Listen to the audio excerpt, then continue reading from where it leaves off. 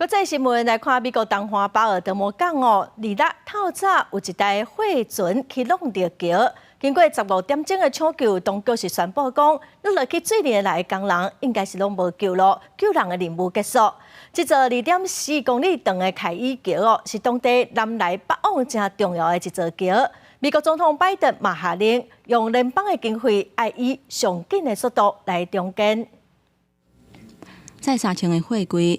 289公尺长的货轮12号，卡伫风浪长的钢筋大桥，规条帕塔普斯克号的航运全部拢冻点，周边风看了是会惊。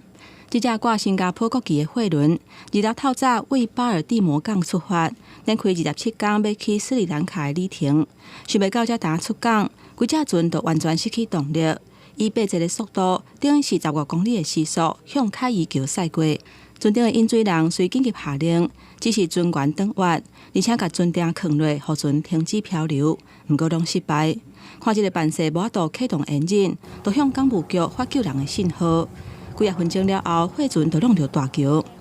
马里兰州的州长指出，加在这的船员发出求救的通知，互大桥两边的出入口及时封起来，阻挡车辆入去，避免更加侪人受害。I have to say I'm thankful for the folks who once the warning came up and once notification came up that there was a mayday, who literally by being able to stop cars from coming over the bridge, these people are heroes. They saved lives. They saved lives last night. 迄当阵拄好有一阵工人咧修理桥面的坑，2.4公里长的凯伊桥，不到10秒钟的时间，长做4-5节，工人嘛落落海，当中有2个人互救起来，6个人失踪。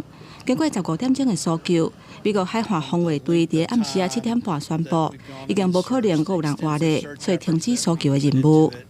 巴尔的摩港是美国货运量第9大的港口，提供超过25000个工作机会，影响的层面有达14万人。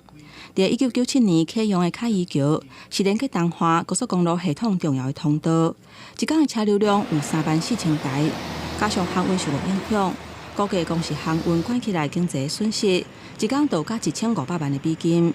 Baltimore's already lost best steel, the biggest steel mill in the world. Western Electric, General Motors, we've lost almost everything, like Dayton and Pittsburgh, a couple other American cities. That's our biggest moneymaker in the whole state, right there, the Port of Baltimore. And now your moneymaker's shut down. 美国总统拜登迄天召开记者会，讲这是一件真恐怖的意外，答应下拨联邦经费，以上紧的速度来重建凯伊桥。公司新闻王慧文编译。